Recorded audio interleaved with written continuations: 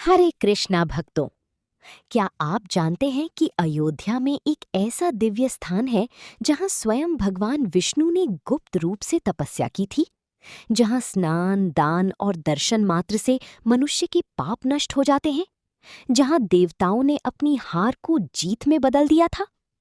आज हम सुनेंगे वैशाख मास की अत्यंत पवित्र कथा, गुप्तहरि और चक्रहरि की महिमा। इस कथा को अंत तक अवश्य सुनिए, क्योंकि कहा जाता है कि इसे सुनने मात्र से भी पुण्य प्राप्त होता है। प्राचीन समय की बात है। देवताओं और असुरों के बीच भयंकर युद्ध छिड़ गया। दानवों को अपने वरदानों का घमंड था। उनकी शक्ति इतनी बढ़ गई कि उन्होंने देवताओं को युद्ध में पराजित कर दिया। चारों ओर भय फैल गया। देवता इधर उधर भागने लगे।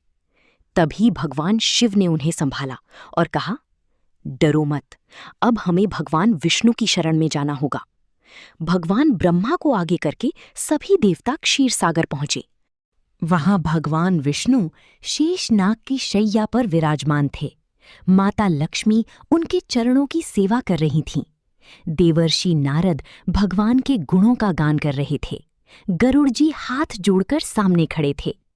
भगवान के मुख पर मधुर मुस्कान थी। उनका दिव्य स्वरूप देखकर सभी देवता भाव विभोर हो गए। भगवान शिव ने हाथ जोड़कर श्री हरि की स्तुति आरंभ की। हे प्रभु, आप संसार रूपी समुद्र से पार लगाने वाले हैं। आप अज्ञान रूपी अंधकार को मिटाने वाले चंद्रमा हैं। आप ही वेदों के सार हैं। आप ही यज्ञ हैं। आप ही ब्रह्मा, विष्णु और रुद्र रूप से सृष्टि का संचालन करते हैं। हे नारायण, हमारी रक्षा कीजिए। भगवान विष्णु प्रसन्न हो गए। उन्होंने देवताओं पर कृपा दृष्टि डाली। फिर बोले, हे देवताओं, मैं तुम्हारी पीड़ा जानता हूं। अब मैं अयोध्या नगरी में गुप्त रूप से तपस्या करूंगा। उस तप के प्रभाव से तुम्हारा तेज बढ़ेगा और दैत्यों का नाश होगा। तुम सब भी वहां जाकर तप करो। इतना कहकर भगवान अंतर्ध्यान हो गए। भगवान विष्णु अयोध्या पहुंचे और गुप्त रूप से तपस्या करने लगे। इसी कारण वहां उनका नाम पड़ा गुप्तहरि। उसी स्थान पर एक समय भगवान के हाथ से सुदर्शन चक्र गिरा था, इसलिए वहां वे चक्रहरि नाम से भी प्रसिद्ध हुए। कहा जाता है, जो भक्त गुप्तहरि और चक्रहरि के दर्शन करता है, उसके जन्म जन्मांतर के पाप नष्ट हो जाते हैं। भगवान की तपस्या का प्रभाव बढ़ा। देवताओं का तेज लौट आया। उनमें साहस जाग उठा। फिर उन्होंने युद्ध किया और इस बार असुरों को पराजित कर दिया। देवताओं ने अपना स्वर्गलोक पुनः प्राप्त कर लिया।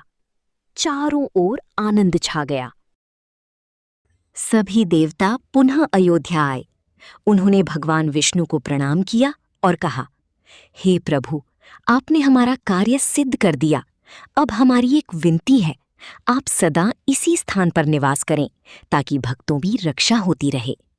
भगवान विष्णु बोले, ये स्थान पृथ्वी पर महान तीर्थ के रूप में प्रसिद्ध होगा। जो यहाँ भक्ति से जप, तप, दान और पूजा करेगा, उसे परम गति प्राप्त होगी। जो यहाँ स्नान करेगा, उसकी मुक्ति उसके हाथ में होगी। जो गौदान करेगा, उसे महान पुण्य मिलेगा। भगवान ने आगे कहा, गुप्तहरि स्थान के पास एक पवित्र संगम है, जहां सरयू और घाघरा नदी मिलती हैं। जो भक्त वहां स्नान करके गुप्तहरि के दर्शन करेगा, उसकी सभी मनोरथ पूर्ण होंगी। कहा गया है कि कार्तिक पूर्णिमा को यहां यात्रा करना अत्यंत शुभ है। मार्गशीर शुक्ल द्वादशी को चक्रहरि के दर्शन करने से विष्णु लोक की प्राप्ति होती है। भक्तों, इस कथा से हमें 3 बातें सीखने को मिलती हैं। 1. संकट में भगवान की शरण ही सच्चा सहारा है। 2. तप, भक्ति और श्रद्धा से असंभव भी संभव होता है। 3.